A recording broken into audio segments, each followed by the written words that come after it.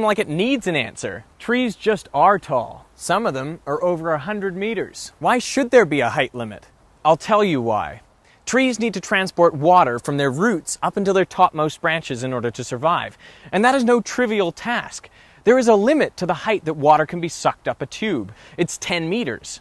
If you suck on a long vertical straw, the water will go no higher than 10 meters. At this point, there will be a perfect vacuum at the top of the straw, and the water will start to boil spontaneously. For a tree to raise water 100 meters, it would have to create a pressure difference of 10 atmospheres.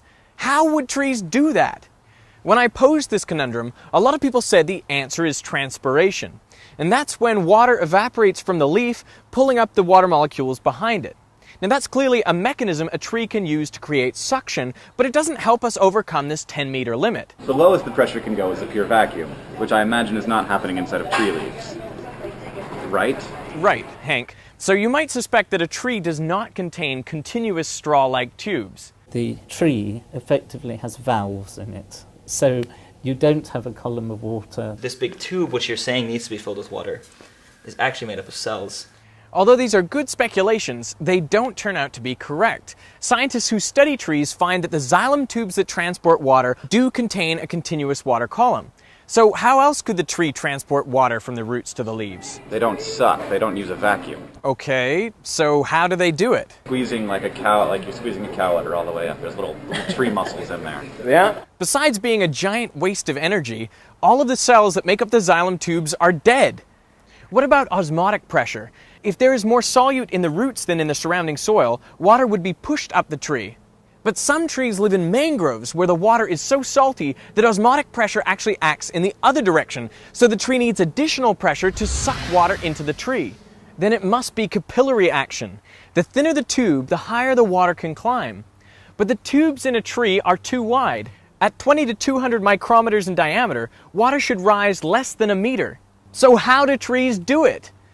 Well, one of the assumptions we made is wrong. The lowest the pressure can go is a pure vacuum. In a gas, this is true. When you eliminate all of the gas molecules, the pressure is zero, and you have a perfect vacuum. But in a liquid, you can go lower than zero pressure and actually get negative pressures. In a solid, we would think of this as tension. This means that the molecules are pulling on each other and their surroundings. As the water evaporates from the pores of the cell wall, they create immense negative pressures of minus 15 atmospheres in an average tree. Think about the air-water interface at the pore. There is 1 atmosphere of pressure pushing in and negative 15 atmospheres of suction on the other side. So why doesn't the meniscus break? Because the pores are tiny, only 2 to 5 nanometers in diameter. At this scale, water's high surface tension ensures the air-water boundary can withstand huge pressures without caving. As you move down the tree, the pressure increases up to atmospheric at the roots. So you can have a large pressure difference between the top and the bottom of the tree because the pressure at the top is so negative. But hang on, if the pressure at the top is negative 15 atmospheres, shouldn't the water be boiling? Yes, it should. But changing phase from liquid to gas requires activation energy, and that can come in the form of a nucleation site, like a tiny air bubble. That's why it's so important that the xylem tubes contain no air bubbles, and they can do this because, unlike a straw, they've been water-filled from the start. This way, water remains in the metastable liquid state when it really should be boiling. It's just like supercooled water remains liquid even though it should be ice. So you could say that the water in a tree is supersucked because it remains liquid at such negative pressures. And why are trees moving all this water up the tree? I want you to make a guess. Say it out loud. For photosynthesis? Actually, no. Less than 1% of the water is used in photosynthetic reactions. Any other ideas? Okay, what about growth? Well, 5% of the water is used to make new cells. Well, so what happens to the other 95% of the water? It just evaporates. For each molecule of carbon dioxide that a tree takes in, it loses hundreds of molecules of water. Whoa. Can you believe how amazing this is? Trees create huge negative pressures of tens of atmospheres by evaporating water through nanoscale pores, sucking water up 100 meters in a state where it should be boiling but can't because the perfect xylem tubes contain no air bubbles, just so that most of it can evaporate in the process of absorbing a couple molecules of carbon dioxide. I will never look at trees the same way again. don't even eat anything. How does that make any sense? They don't eat anything. No, they don't eat anything. Water is all they absorb.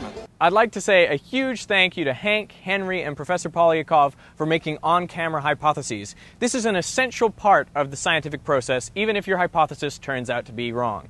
As Einstein said, a person who's never made a mistake has never tried anything new. I've always wondered what it would be like to be on this side of You a can get Veritasium video. Now, I'd be surprised if you weren't already subscribed to these guys, but if you're not, go click on these annotations and check out their channels, and you may just learn something. I'd also like to thank Professor John Sperry from the University of Utah. He walked me through all of this in an hour-long Skype conversation, so I'm going to put a link to his website in the description. We're looking at pressures here below atmospheric, is that right?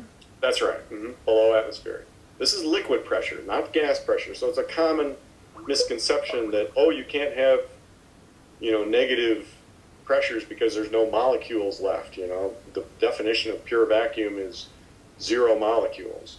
That's for gas. Okay, so just to be clear, I think this was one of my big problems in understanding this. This video would have been impossible without CGP Grey. When I told him about this idea in London, and I felt like mind just blown with this whole thing. He said it was going to be really hard to explain, and when he says it's hard to explain, things are going to be tough. So thank you for all your input to this script. And thank you for watching. Making this video has been a real odyssey for me, so thank you for joining me on that journey. I really appreciate all of your comments. And if you haven't subscribed to the channel already, you can click the annotation or click the link above and join me on my next scientific adventure. I made a video promising to make a video about the answer to this. I proposed the problem a couple months ago, and I was like, subscribe to the channel, I'll give you the answer next week. You had to go a lie.